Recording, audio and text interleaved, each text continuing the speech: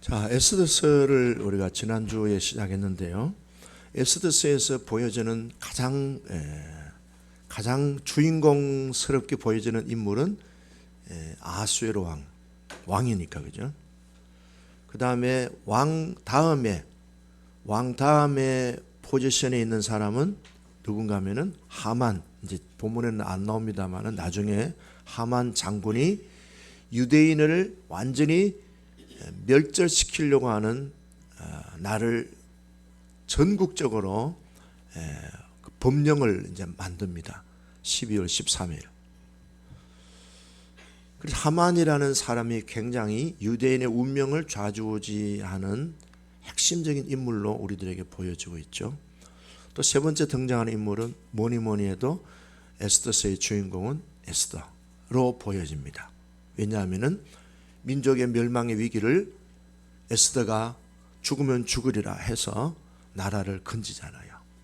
그런 에스더를 또 존재하게 한 사람이 모르드게라는 사촌 오빠이면서도 에스더의 양부.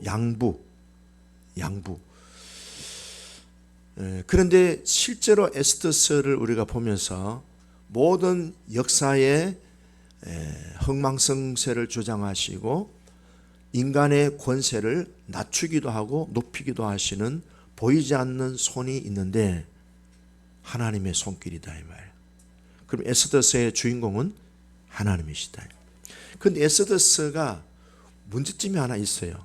뭐가 문제인가 하면은 하나님이라는 단어가 한 번도 안 나와요. 신기하죠.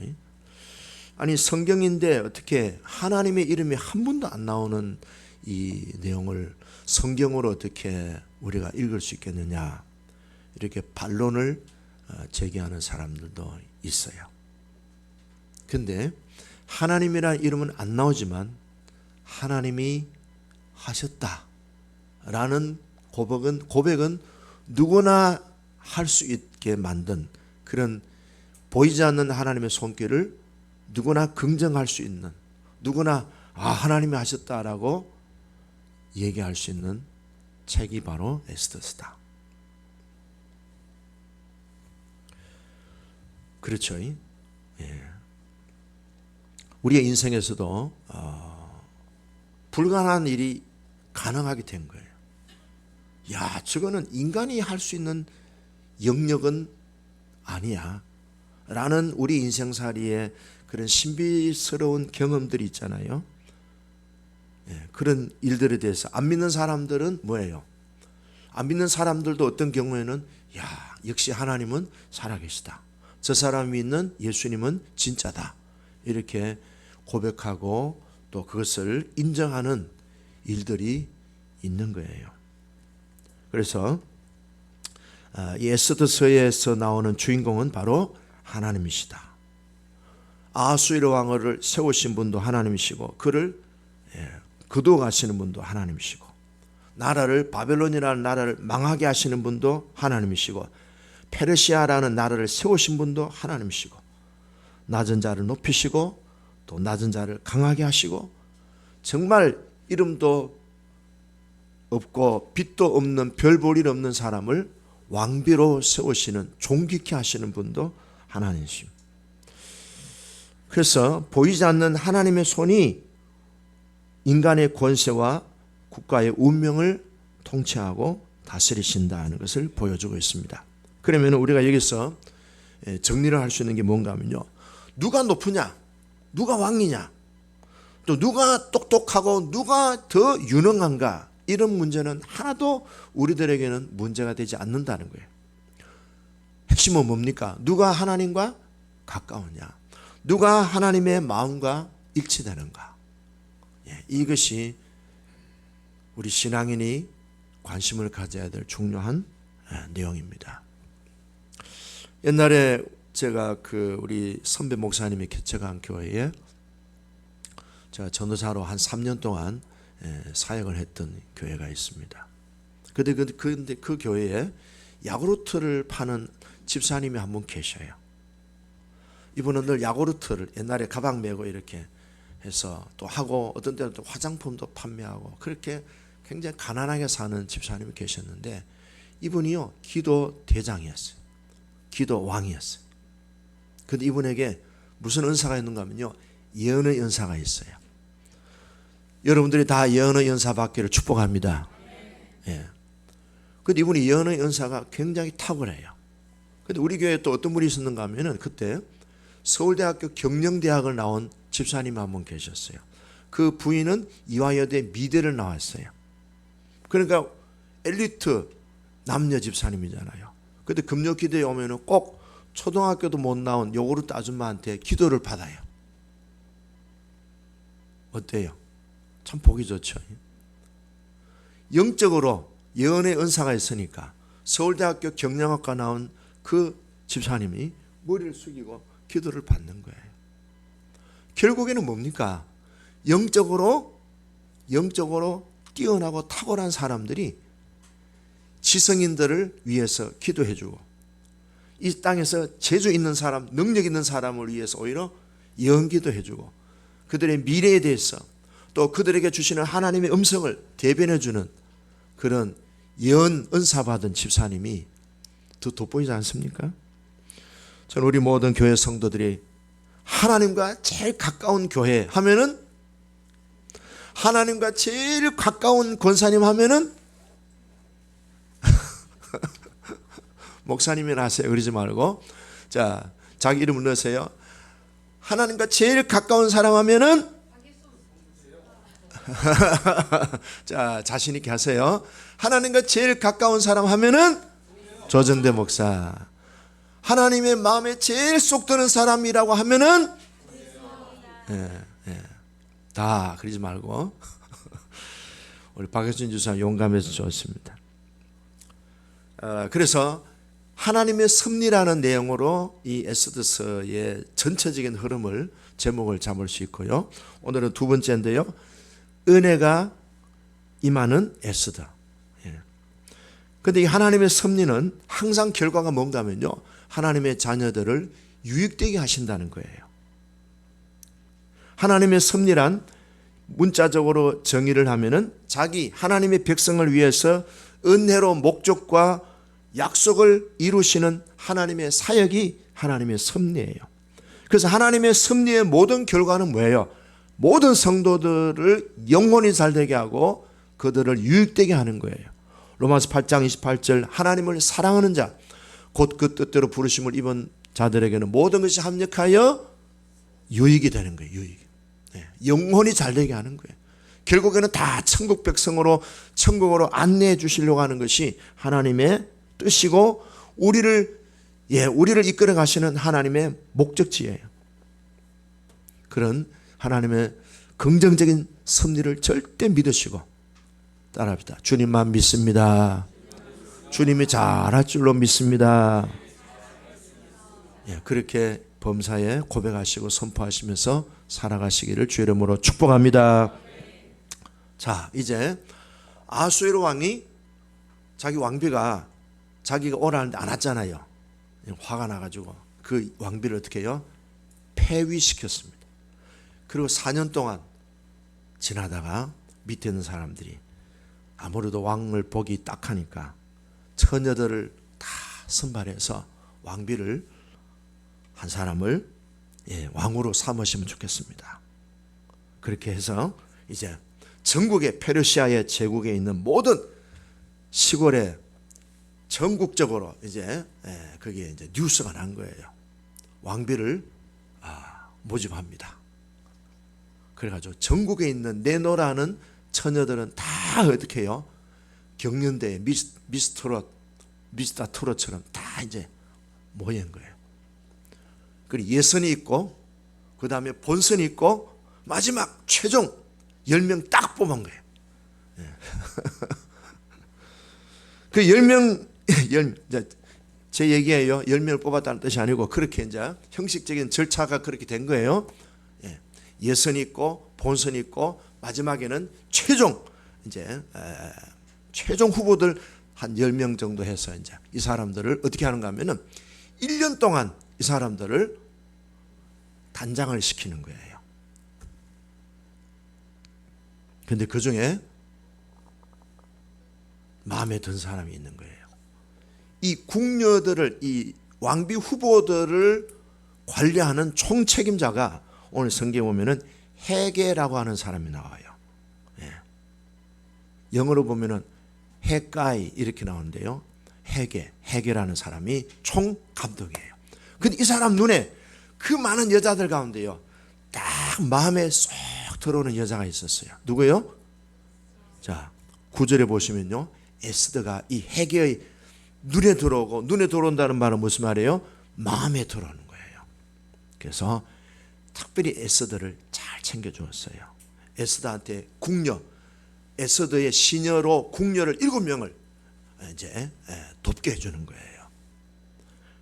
자, 그랬는데 결국에는요, 1년 동안 이 여자들을 이제 1년 동안 몸을 이제 돌보는 거예요. 몸을 돌보는 거예요. 여러분, 1년 동안 신랑, 그러니까 이 여자들이 1년 동안 몸을 돌보고 몸에 손만 대도 향이 쫙, 온 몸을 뭐예요? 향품으로 몸을 뭐예요? 포도주 담그듯이 향품으로 여성 그 처녀들의 몸을 담그는 거예요. 그 여자들이 걸어가면 무슨 냄새 나요? 왕이 좋아하는 샤넬 넘버 5인지 뭔지 모르지만은 냄새가 아주 막 향기로운 냄새가, 그래서 왕의 마음을 쏙 빼앗을 수 있는 그런 여자들로 1년 동안 하는 거예요. 그런 여자 봤어요? 역시 왕의 아내가 될 사람은 확실히 다른 것 같아요.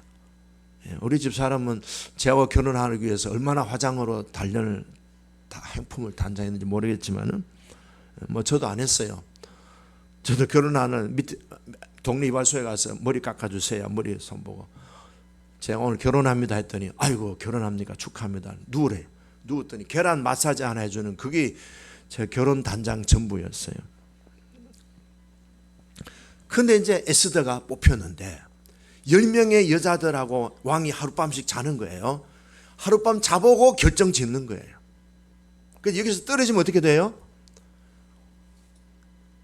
이제 궁녀로 전락하는 거예요. 그리고 다시는 시집을 못 가고 왕이 부를 때까지 평생을 과부로 지내는 거예요. 그래서 최 권사님, 김 비서사님하고 산 게 얼마나 감사합니까? 매일매일 신랑을 보니까 얼마나 감사합니까? 이 여자들이 최종 선발된 여자들, 최고의 미인들 아니겠어요? 근데 왕하고 하룻밤 딱 자고 왕이 안 부르면은 평생 저 별궁에서 과부로 지내는 거예요. 참 여자 운명이죠. 근데 왕에게 딱 마음에 드는 여자가 있었어요. 누구였죠? 에스더였어요. 자, 근데 이 에스더가 하나님 앞에 쓰임 받고 이 은혜를 받는 거 보세요. 이 여자는 어떤 여자인가 하면은 페르시아의 식민 통치를 받는 그런 나라에, 그것도 정말 이름도 없이 빛도 없이 부모조차도 없는 고아, 사촌 오빠가 양 아버지가 되어서 이 여자를, 딸을 키운 그런 참 부모도 없는 고아처럼, 그리고 지배받는 식민 통치받는 나라의 여자예요. 근데 하나님은 이 여자를 최고 밑바닥에서 어떻게 해요? 최고의 정상, 왕의 아내로 세운 것은요, 기가 막힌 인생 역전 아닙니까? 낮은 자를 높이시고 고아를 참으로 가장 존귀한 자리에 앉히시는 하나님의 역사, 그 하나님은 지금도 살아계셔서 우리들에게도 동일하게 은혜를 주실 줄로 믿습니다. 하나님께서는 에스더만 높인 게 아니에요.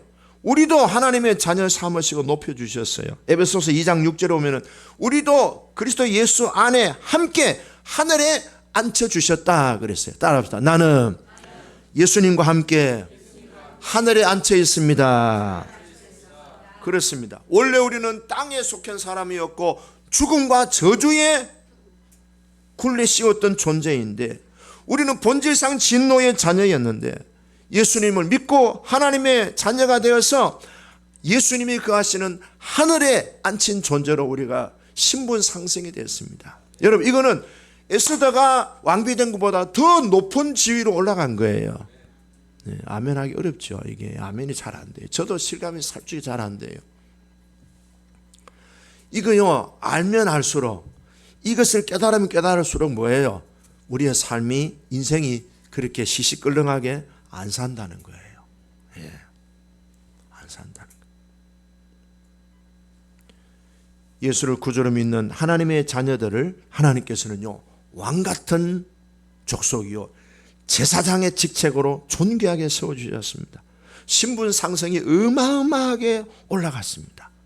자만심을 가지라는 게 아니고 자부심은 가지세요. 예. 그래서 어떤 사람들은 그래요. 예수 믿는 사람들은 좀 도도하게 보인다. 저는 긍정적으로 봐요. 왜? 믿는 구석이 있으니까. 누가 나한테 집적거려? 네가 죽어. 내 백은 그분이야. 잘못 손댔다가는 너 어디로 가? 골로 가. 그런 자부심이 우리 예수 믿는 사람들한테 있는 거예요. 그러니까 오른뺨을 때리면 왼뺨을 돌려대는 이유가 뭐예요? 자신이 있다는 거예요. 겉옷을 달라면 까짓 거 뭐 속옷같이 주지. 왜? 우리 주님은 속옷을 30벌을 준비해 놓고요, 겉옷을 1000벌을 준비해 놓고 계시는데, 믿는 구석이 있으니까 다 줘. 그냥 막 내한테 뭐 달라면 다 줘 그냥. 예. 왜? 우리는 하나님이 우리 아버지, 하나님은 모든 만물의 주인이시잖아요. 그 하나님이 내 아버지 되셔요. 따라합니다. 하나님은 내 아버지이십니다. 부자잖아요, 부자. 제시카 아버지가 100조의 뭐 회사 사장이다. 수정이 아버지가 1000조의 회사 CEO다.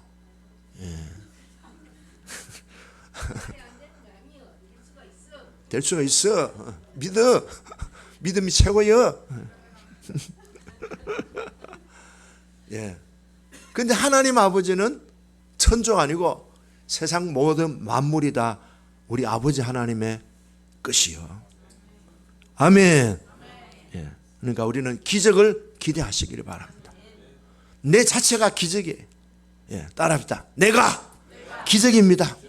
내가 기적의 주인공입니다. 하나님이 내 아버지가 되십니다. 할렐루야. 근데 이거는 우리가 뭐 잘 감이 안 와, 사실은. 그러니까 감을 많이 드시기를 바랍니다. 그래서 이 감을 키워야 돼요. 감이 크면 클수록 뭐예요?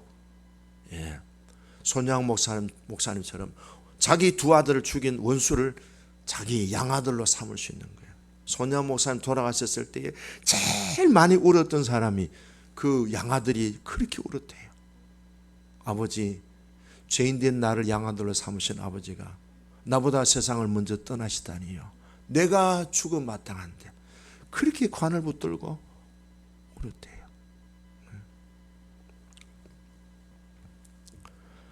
강하고 담대하시기를 바랍니다. 자, 그 다음에 준비된 에스더를 보면요. 자, 이 에스더가 우리가 오늘 이렇게 제일 밑에 있는 여자가 제일 그 페르시아 제국의 왕비가 됐다는 것은 이거는 정말 기적인데, 그럼 어떻게 이 여자가 그런 놀라운 기적의 사건을 자기 인생에 만날 수 있었을까? 그래서 제가 도대체 이 여자가 가지고 있는 게 뭘까? 그리고 궁금해서 호기심을 가지고 오늘 성경을 계속 읽었는데 답이 나왔어요. 답이. 오늘 설교 제목이 그 답이에요. 자, 그 답이 오늘 내용을 보면 9절에 있어요. 9절과 17절에 답이 나와 있습니다. 자, 9절 읽어볼까요? 시작. 헤게가 이 처녀를 좋게 보고 은혜를 베풀어 몸을 정결하게 할 물품과 일용품을 곧 주며 또 왕궁에서 의뢰 주는 7 궁녀를 주고 에스더와 그 궁녀들을 후궁 아름다운 처소로 옮기더라. 헤게가 누구라 그랬죠? 지금 왕비를 선발하는 모든 처녀들을 관리하고 감독하는 대장이에요. 많은 여자들이, 처녀들, 전국에 내놓으라는 여자들, 인물이라면 여자들이 다 왔겠죠. 총동원 됐겠죠. 근데 예선, 본선, 이제 결선까지 올라갔는데 그 중에 딱 이 헤게라는 사람, 눈에 들어온 사람 누구예요? 에스더가 들어온 거예요. 그래서 에스더가 이 헤게라는 사람 에스더한테 은혜를 베풀었다. 은혜라는 단어예요. 은혜. 은혜예요, 은혜. 자, 그럼 여러분 한번 생각해 보세요. 그러면 이 헤게라는 모든 여자들을 다 관리하는 사람이라면은 여자에 대해서 전문가일까요? 비전문가일까요? 그렇죠. 이 사람은요, 여자를 볼 때 얼굴에 콧대를 봤을까요? 아니면은 눈이 쌍꺼풀진 걸 봤을까요? 아니면은 그 여자의 풍겨 나오는 여자의 태도를 보았을까요? 인격을 봤을까요? 성품을 봤을까요? 예, 너무 제가 답을 그냥 막 강조해서 미안한데요. 예, 여자의 아름다움은요, 내면에 있어요.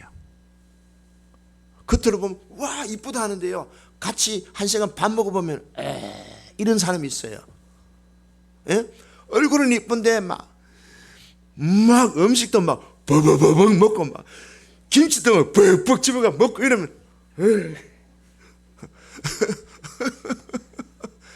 밥을 먹는데 막 잡잡잡잡잡 이러면서 국물도 후루룩 이러면 다시는 안 봐. 얼굴 예쁘다고 남자가 끓이겠어요? 제가 저희 아내를 딱 보는데요, 짜장면을 먹는데 나는 먹는데 이 사람 너무 얌전하게 너무 착하게 먹는 거예요. 여러분, 해결하는 사람은 여자를 보는 전문가예요. 근데 이 사람이 에스더가 탁 마음에 들어오고 한 번만 바뀌었어요? 자세히 바뀌었죠. 에스더의 걸음걸이, 밥 먹는 모습. 왜냐하면 1년을 같이 지내야 돼. 1년. 왕비 후보들이요, 1년 동안 몰약과 향품으로, 몰약은 뭔가 하면은 몸에 있는 시골 냄새 다 벗기는 게 몰약이에요. 매일 기름을 모욕하는 기름을 바르고, 그래서 몸에 있는 시골 냄새, 된장 냄새, 양파 냄새, 마늘 냄새 다 씻어내는 거예요.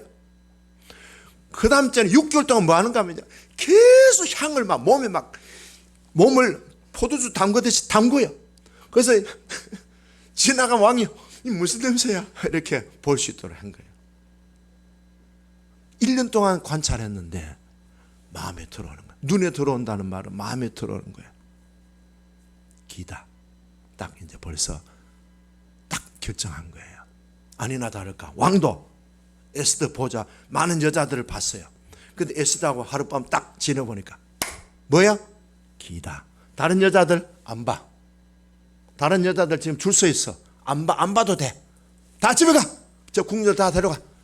에스더를 보니까 17절에 왕비를 세워. 자, 17절 보십시다. 17절 시작. 왕이 모든 여자보다 에스더를 더 사랑함으로 그가 모든 처녀보다 왕 앞에 더 은총을 얻은지라.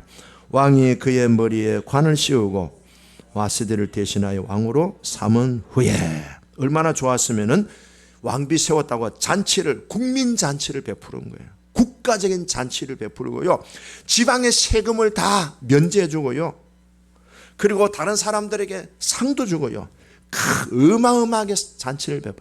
그만큼 에스더가 왕의 마음에 완전히 쏙 들었다는 거예요. 자, 이 두 가지 해결하는 사람과 이 아하수에로 왕에서 보여지는 것은 뭔가 은혜라는 단어.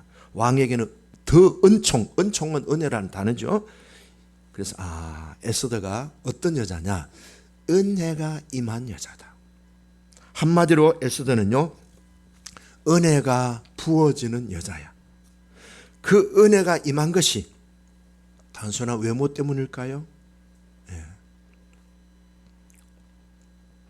어떤 부부를 제가 상담을 했는데요, 아내를 봤는데요, 정말 이영애보다 더 이뻐요. 저는 영화 배우들 보면 이영애도 옛날 사람이죠. 하여튼 이뻐요. 콧대가요, 그냥 대리석으로 그냥 딱 인공으로 찍은 것 같아요. 기계로. 저는 거기에 뭐 인물도 아니고요, 얼굴도 아니고, 그분을 보니까 너무 아름다워요. 근데요, 부부싸움을 엄청 했어요. 그날 뭐 얘를 얘기하라 했더니 남편은 막 발로 밟고 소새끼 말새끼 하면서 막 엄청, 저런 여자하고 사는데 남자가 뭐가 그렇게 부족해서 저럴까? 여자한테 저렇게 한 미치겠을까? 그걸 생각했어요. 근데 여러분 그럴까요? 여자가 이쁘다고 해서 아름답다고 해서 남자가 행복할까? 결국에 뭡니까? 외모가 아니고 내면의 아름다움 아닙니까? 내면에서 풍겨지는 그 아름다움이 더 사람의 마음을 끄는 거예요. 저와 여러분들이 우리의 신랑 되신 예수님에게 정말 예수님의 마음을 끄는 그런 내면의 아름다움을 소유한 하나님의 사람들 되기를 축복합니다.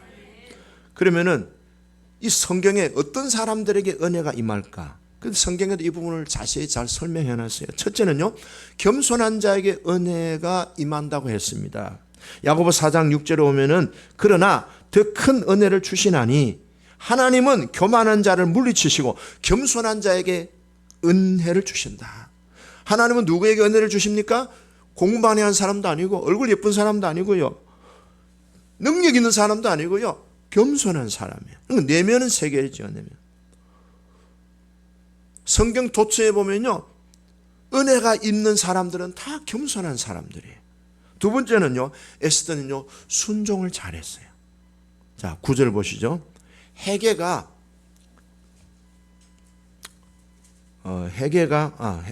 10절 보시죠. 헤게가 또 모르드게 이 관계를 보면요, 10절에 에스더가 자기의 민족과 종족을 말하지 아니하니 이는 모르드게가 명령하여 말하지 말라 하였습니다. 자, 그 다음에 20절 보면요, 똑같이 나옵니다. 20절, 에스더는 모르드게가 명령한 대로 그 종족과 민족을 말하지 아니하니 그가 모르드게의 명령을 양육받을 때와 같이 따름이라. 자, 왕비가 되기 전에 집에 있을 때도 오빠이자 자기의 양아버지였던 모르드게의 말을 잘 순종했어요. 왕비가 되었을 때도 여전히 순종을 잘했어요. 사람들이요, 돈 좀 많아지고 유명해지면요, 순종 잘해요? 순종을 잘 안 해요? 순종 잘 안 해요. 근데 에스더는요, 옛날 시골 시절이나 왕비가 된 시절은 똑같이 자기의 양아버지한테 잘 순종했어요. 순종의 사람이에요. 그 다음에 15절 보시면요, 15절 보시면 헤게와의 관계가 나옵니다. 모르드게의 삼촌 아비하일의 딸 모르드게가 자기의 딸같이 양육한 에스더가 차례대로 왕에게 나아갈 때에, 이제 최종 선발에서 이제 마지막 이제 결승전입니다. 궁녀를 주관하는 넷이 헤게가 정한 것 외에는 다른 것을 구하지 아니하였으나, 사람이 좀 이제 올라가고 이제 내가 이제 왕비 될 가능성이 있으면 막 목에 힘주고 막, 예? 그렇게 되겠죠. 그럼 이것도 저것도 다 하겠죠. 근데 에스더는 어때요? 다른 것은 일제 구하지 않고 자기에게 주어진 그것만 딱 갖고 있는 절제의 미를 보여주는 거예요. 욕심이 없어요. 이걸 보고 헤게가 기다. 평소에 에스더의 겸손과 순종의 모습을 보고 또 이렇게 자기를 스스로 욕심을 절제하는 그런 모습을 보면서, 야, 이 여자다. 얼굴만 예쁘다고 여자냐? 마음이 고와야 여자지. 잘 모르시는가 보네. 찬송가 758장에 나와 있어요.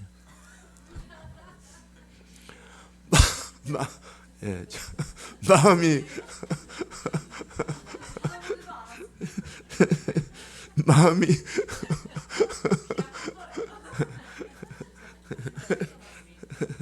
예. 제가 왜 이걸 이제 결론을 맺을 수 있었는가 하면요, 룻기를 보면서 이게 자동적으로 연결이 되더라고. 룻이 어떤 여자였습니까? 룻은요, 은혜를 항상 갈망하는 여자였어요. 은혜가 부어지면은 그 사람에 가서 이삭을 많이 주오겠습니다. 은혜를 베풀어 주시기를 바랍니다. 보아스와의 관계, 시어머니와의 관계에서 룻이 입만 열면은 어떤 얘기가 나오는가 하면은 은혜를 기대합니다. 은혜를 갈망합니다. 은혜를 사모합니다. 은혜를 만나기를 원합니다. 은혜 받기를 원합니다. 했는데 어떻게 됐습니까? 결국에는 은혜가 있는 보아스를 만나서 룻의 인생이 바뀌어졌잖아요. 은혜를 갈망한다는 뜻은 뭐라고 그랬죠? 룻기 때 얘기했잖아요. 따라합시다. 나에게는 가능성이 없습니다. 그래서 나는 하나님이 절대적으로 필요합니다. 사람의 도움도 절대적으로 필요합니다. 나는 하나님의 은혜가 가장 필요한 사람이고 나는 사람들의 도움도 필요합니다. 그래. 근데 은혜는 어디서 옵니까? 은혜가 오는 통로는요, 하나님으로부터 옵니다. 출애굽기 20장 6절에 나를 사랑하고 내 계명을 지키는 자에게는 천대까지 무엇을 베푼다고요? 은혜를 베푸느니라. 은혜를 주시는 분은 하나님이셔요. 그래서 아까 우리 말씀드렸잖아요. 재능이 있고 얼굴이 따라주고 뭐 집안 배경이 좋다, 이게 중요한 게 아니에요. 높은 자리에 앉아있다, 뭐 부자다, 뭐 실력이 있다, 이게 문제가 아니라고. 누가 하나님과 가까우냐, 하나님과 가까운 사람일수록 은혜가 하나님으로부터 물붓듯이 부어지는 거예요. 폭포주처럼 쏟아 부어지는 거예요. 이 은혜가 있기를 축복합니다. 동정녀 마리아, 남자를 알지 못하는 마리아에게 천사가 와서 뭐라 했습니까? 마리아야, 무서워하지 말라. 하나님께 네가 은혜를 입었다 그랬어요. 사도 바울은 뭐라 했습니까? 고린도전서 15장 10절에 나의 나 된 것은 전적인 하나님의 은혜라 그랬어요. 바울은요, 자기가 예수 믿었던 그 과정을 생각하면 이거는 자기 실력으로 된 게 아니에요. 전적인 하나님의 은혜예요. 자기는 율법학자잖아요. 그 예수 믿는 사람들 핍박하고 박해하고 심지어는 죽이는 데까지 동참했던 사람이잖아요. 근데 자기가 헷가닥해서 예수 믿는 사람이 됐고 복음 전도자가 됐다는 것이, 이거는 뭐 인간이 할 수 없는 일이에요. 그러니까 전적인 하나님의 은혜입니다. 그런 얘기예요. 그래서 이렇게 하나님의 은혜를 갈망하는 사람의 특징이 뭐예요? 겸손이에요, 순종이에요, 존경이에요. 룻의 성품도 그렇고 에스더도 그렇습니다. 이런 모습을 보면서 우리는요, 문제를 해결하고 성공하고 우리가 나름대로 뭔가 부자가 되고 존귀한 어떤 그런 권세를 얻고 직책이 높아지는 게 아니고, 하나님의 사람은 성품에 있다. 내면색이 있다. 나는 나에게 가능성이 없습니다. 나는 하나님의 은혜가 필요한 사람입니다. 나는 하나님께 복을 받아야 됩니다. 나는 하나님의 은혜를 갈망합니다. 기대합니다. 만나기를 원합니다. 이 은혜라는 말을 영어로 보면 favor 되는데요, 무슨 뜻인가 하면요, 이런 뜻이 있어요. favor라는 뜻, 호의라는 뜻이에요. 호의라는 뜻도 있고요. 그 다음에는요, 겸손이라는 뜻도 있어요. 그 다음에는 편애라는 뜻도 있어요. 많은 여자들 가운데 이 헤게라는 사람이 에스더를 편애하는 거예요. 여러분, 하나님은 편애해요, 안 해요? 하나님도 편애하셔요. 예수님도 편애하셨어요. 하나님 뭐라고 하는 거? 나는 에서는 미워하고 야곱은 사랑했나라. 그래요. 하나님도 편애. 예수님도 12제자 다 사랑하셨죠. 맞아요. 그렇지만은 예수님은 12제자 가운데 3제자를 특별히 편애하셨어요. 하나님의 편애의 은혜가 우리에게 길을 축복합니다. 자, 시골 출신 에스더가 하나님 은혜가 임했습니다. 근데 그 은혜가 뭐예요? 무엇에 은혜를 담는 그릇이 뭐라 그랬죠? 겸손, 순종, 존경. 이것이 에스더에게서 뿜어져 나온 거예요. 그러니까 헤게가 에스더를 볼 때 인물도 물론 아름답지만 더 마음이 끌린 것은 말하는 태도, 사람을 대하는 태도. 여기에서 벌써 마음이 쫙 열리는 거예요. 왕도 여자들을 접해봤는데 에스더를 보니까 기다. 다른 여자 볼 거 없다. 그랬어요. 여러분, 우리 인생도요, 이 하나님의 은혜를 인하여 열리고 풀리고 열매가 풍성하게 맺어지고요, 시온의 대로가 열리게 됩니다. 지난번에 제가 김학주라고 하는 장로님 얘기했습니다. 이분이 사령관한테 술잔을 받았는데 안 받았잖아요. 근데 특별히 하나님이 이 사람에게 은혜를 주셔서 장군으로 진급했다 그랬잖아요. 이분이 간증인데요, 또 다른 간증이 있어요. 이분이 소령 계급 시절에 육군 상한학교에서 훈육관으로 일을 했대요. 그때 그 근무 당시에 새로운 생도대장이 부임을 했는데 그 생도대장이 오면은 별자리라야 올 수 있대요. 근데 이분이 와서 의무 종교 행사를 자율 종교 행사로 변경을 시켰어요. 그랬더니 매주 수요일날 한 600명 모이던 병사들이, 생도들이 40명으로 줄어버렸어요. 그래서 이분이 안 되겠다, 이거는 문제다. 그래서 기도하기 시작했어요. 주님, 제가 미래에 생도대장으로 부임하게 해주시면 의무 종교 행사로 다시 바꾸어 생도들에게 신앙교육을 잘 시키겠습니다. 꼭 저의 기도를 들어주세요. 생도대장이 되려면 장군으로 진급을 해야 되는 거예요. 근데 이 사람이 소령 때 그런 기도를 한 거예요. 근데 세월이 흘렀습니다. 15년이라는 세월이 흘렀습니다. 그동안에 계속 기도했습니다. 장군의 이치번에 진급을 해가지고 동해안 8군단의 참모장으로 근무했는데, 어느 날 자기 육사 동기생 부부하고 같이 점심을 먹는데 그 친구가 이런 얘기했습니다. 참모총장이 바뀌는데 네가 육군본부 비서실장으로 가면 좋겠어. 이랬어. 야, 김학주 장로는, 야, 나는 그거 안 가. 나는 내가 가야 될 기도 제목이 있고 내가 가야 될 목표가 있어. 뭔데? 그래서 이제 그 얘기 한 거예요. 육사의 생도 대장으로 나는 가고 싶다. 그래서 육사 학생들에게 정신교육, 신앙훈련을 시키는 그런, 나는 그런 대장으로 나는 섬기고 싶다. 사실은 비서실장이 더 좋은 요직인데, 그러다가 한 달 후에 새로운 참모총장이 이제 부임을 하면서 이 김학주 장군을 비서실장으로 발탁을 한 거예요. 근데 사양했어요. 참모총장이 오라는데 안 갈 군인이 누가 있어요? 근데 이분은 노 땡큐 한 거예요. 나는 육군사관학교의 생도대장으로 나는 신앙교육하는 것이 내 사명입니다. 노 한 거예요. 우여곡절 끝에 나중에 보니까 자기 친구가, 그 친구가 비서실장으로 발탁이 된 거예요. 근데 보통 군 인사는 10월 달에 한대요. 근데 자기는 포기하고 계신데 6월 달에 보직을 임명을 새로 받았는데 육사 생도대장으로 보직이 임명이 된 거예요. 이 사람은 생각한 거예요.